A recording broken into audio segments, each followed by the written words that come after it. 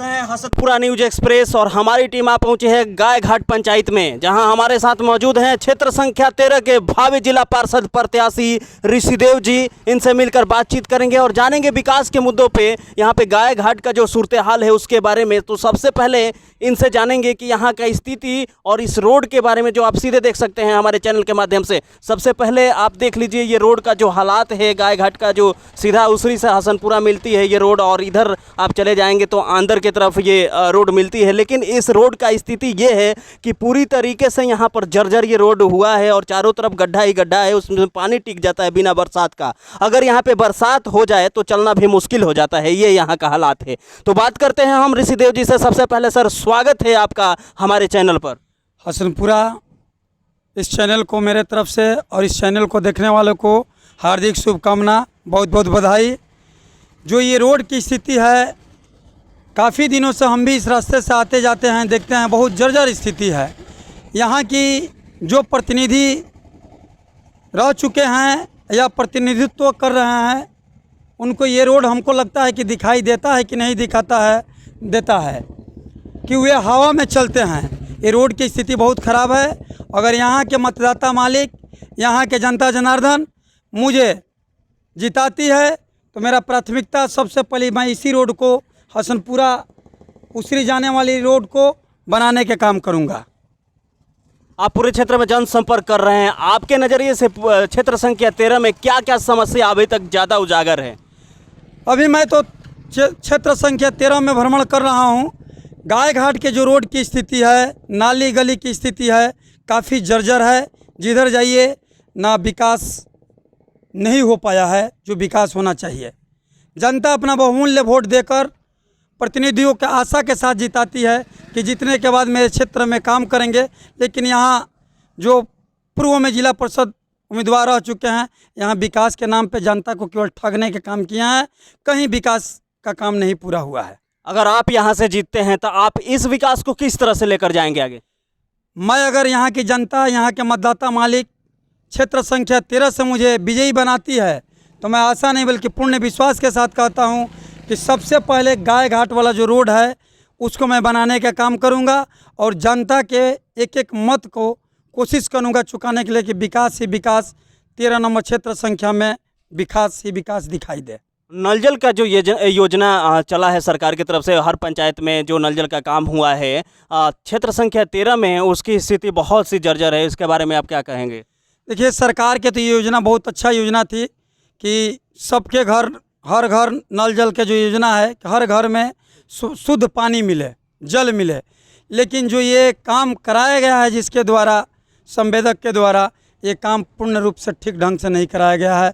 कहीं जल का पानी रोड पे बह रहा है तो किसी के घर में जल शुद्ध नसीब नहीं हो रहा है। ये पूरी तरह से फ्लफ योजना देखने को मिल रहा है। आप एक शिक्षित और सामाजिक व्यक्ति हैं, कोरोना काल में आपने क्या ऐसा काम किया ना जीतते हुए जो लोगों के जेहन में हो? देखिए, हम लोग पहले इंसान हैं, बाद में प्रतिनिधि के सेहरा बनाएगा कि नहीं।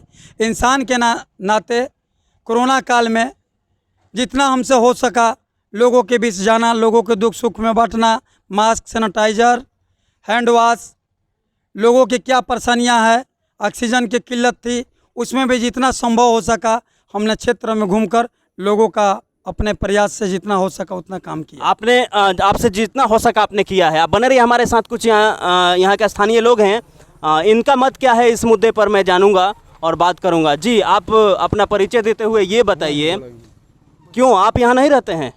ये आप इस रोड से नहीं जाते हैं? आप इस रोड से नहीं जाते हैं, बताइए। तो आप इसको अच्छा बन जा रहे कि हम रोड बने और नाली भी बन सके। पहले नाली बनाया जाए, पहले नाली बनाया जाए। बहुत अच्छी बात आपने बोला। और रोड को जो है चौड़ा किया जाए और रोड को हाइट भी किया जाए। क्या लगता है कौन प्रतिनिधि यहाँ से जीतेगा तो ये काम करा पाएगा? ऐसे तो हम कोई के ऐसे भी नहीं बता सकते अभी। अच्छा, कहीं सब कोई तो वही है। हाँ। कोई भी आता है बोलते हमको जिताओ, ये हमको करवाओ, हम कर देंगे। आप वो जीतते हैं फिर हमको पता ही नहीं चलता वो कौन जीता, कौन क्या किया। आप पहचान नहीं पाते हैं आदमी को, तो कैंडिडेट आप लोग पहचान खाली आते हैं, वोट मांगने, वोट मांग के चले जाते हैं। अच्छा, और उसके बाद जीत गए, फिर कभी गांव में दर्शन नहीं किए। ये सभी करते हैं, जी, जो जितने पहले जीतने वाले हैं। जी। आपका शुभ नाम क्या हुआ? नीरज कुमार शर्मा। नीरज कुमार शर्मा थे। और भी लोग हमारे साथ मौजूद हैं जो स्थानीय लोग हैं। उनसे बातचीत करेंगे, लेकिन उससे पहले हम एक बार फिर अपने प्रत्याशी के पास चलते हैं और उनसे यह मत जानते हैं। जी, यहाँ के लोगों का कहना है, युवाओं का कहना है कि जो भी प्रत्याशी आते हैं जीत कर चले जाते हैं, उसके बाद यहाँ कोई नहीं आता। इसमें कितना सच्चाई है? देखिए, मतदाता यहाँ के युवाओं का कहना कथन सही है। तो मैं यहाँ के युवाओं, यहाँ के मतदाताओं से अपील करूँगा कि आप लोग योग्य उम्मीदवार को लाइए। एजुकेटेड जब प्रत्याशी को आप जिताइएगा तो विकास का धारा बहेगा, गंगा विकास की बहेगी। जब पढ़े लिखे लोग आएंगे तो समाज में उत्थान होगा, समाज विकास करेगा, पंचायत विकास करेगा, जिला परिषद क्षेत्र संख्या 13 विकास करेगा। अगर यहाँ के मतदाता मालिक से मैं यही अपील करूँगा कि इस बार का जो मतदान हो बिल्कुल स्वच्छ हो और एक शिक्षित युवा उम्मीदवार को लाएं। जब युवा उम्मीदवार एजुकेटेड प्रत्याशी आएगा तो निश्चित रूप से विकास के काम करेगा और यहाँ विकास होगा। सभी लोग बड़े बड़े वादा करते हैं, सभी प्रतिनिधि, ये मैं नहीं, यहाँ के जनता कह रही है कि बड़े बड़े प्रतिनिधि जो आते हैं बड़ा बड़ा दावा करते हैं और करके और जो जीतता है उसके बाद कोई नहीं आता है। मतलब हर प्रतिनिधि का ये मतलब ये होता है कि हम ये कर देंगे वो कर देंगे, लेकिन होता नहीं है ये। देखिए, और लोगों में मैं प्रतिद्वंदियों की बात नहीं करना चाहता हूँ, और लोग में और हम में अंतर है। मैं वादे के साथ कहता हूँ कि मतदाता मालिक, यहाँ के जनता, इस क्षेत्र की जनता मुझे जिताने की काम करेगी तो मैं उनके साथ कभी भी धोखाधड़ी देने का काम नहीं करूँगा। मैं एक बगीचा की तरह, जैसे एक माली होता, अगर मुझे इस बगीचा को माली के रूप में दिया तो मैं माली बनकर इन लोगों का सींचने का काम करूँगा, सेवा देने का काम करूँगा। और चुनावी मुद्दे में मेरा कुछ मैनिफेस्टो है, कुछ मेरा घोषणा पत्र है। मैं चुनाव अगर जीतता हूँ तो मैं सबसे पहले प्रत्येक गांव में एक कमेटी बनाकर युवाओं का कि यहाँ पे क्या समस्या है, उस समस्या को निदान के लिए हम लोग आपस में बैठ के समस्या को निदान करेंगे और विकास का राह पे चलने के काम। टीम गठित करेंगे? हाँ, टीम गठन करेंगे। टीम गठन करने के बाद अगर युवाओं का पेंशन, वृद्ध को पेंशन नहीं मिलता है तो उनको 60 वर्ष उम्र हो गया तो वृद्ध पेंशन दिलवाने के काम करेंगे। इस क्षेत्र में अगर विकलांग निःशक्त लोग हैं, उनका सर्टिफिकेट नहीं बना है तो सर्टिफिकेट बनवा कर उनको पेंशन दिलाने के काम करेंगे। युवाओं में अगर ग्राउंड नहीं है, अगर युवाओं अपना डिफेंस में जाने की तैयारियां करते हैं, अगर उनको जहां मेरी सहयोग की ज़रूरत होगी मैं हर समय उनके साथ कदम से कदम मिलाकर चलने का काम करूंगा और युवाओं का आगे बढ़ाने का काम। ऐसा कौन कौन सा विभाग होगा जहां पे आप टीम गठित करने की बात कर रहे हैं वो करेंगे अगर आप जीतते हैं तो? अगर मैं जीतता हूं तो सबसे पहले वृद्धा पेंशन से संबंधित एक विभाग गठन करूंगा। उसके बाद कृषि से रिलेटेड एक विभाग गठन करूंगा, क्योंकि कृषि का जो भी योजनाएं आती है आम जनता तक नहीं पहुंच पाती है और जनता त्राहिमाम कर रहा है। अभी बरसात का मौसम आया है, कहीं फसल दह गया, अभी सुखाड़ है, जनता को हर योजनाओं के बारे में पता नहीं लगता है। तो ये कृषि से संबंधित गठन करूंगा युवाओं का, एक वृद्धा पेंशन से संबंधित गठन करूंगा, एक एजुकेशन के मामला में युवाओं का गठन करूंगा कि एजुकेशन के मामला में कहाँ परेशानियां हो रही है, क्या दिक्कत है, उसको पूरा करने का काम करूंगा। स्वास्थ्य के बारे में आपका क्या ख्याल है? हाँ, स्वास्थ्य के बारे में भी एक गठन करूंगा कि अभी कोरोना काल का जो सुई चल रहा है, vaccine, first dose second dose, उसमें भी त्राहिमाम मचा है। कुछ लोग लाइन में लगते हैं तो कुछ लोगों को सुई मिलता है, कुछ लोगों को नहीं मिलता है। उसे भी एक सिस्टम में लाकर सबको सुई दिलाने का हम लोग काम करेंगे। जाते जाते हमारे चैनल के माध्यम से क्षेत्र संख्या 13 के जनता के लिए कोई पॉजिटिव अगर मैसेज आप देना चाहें?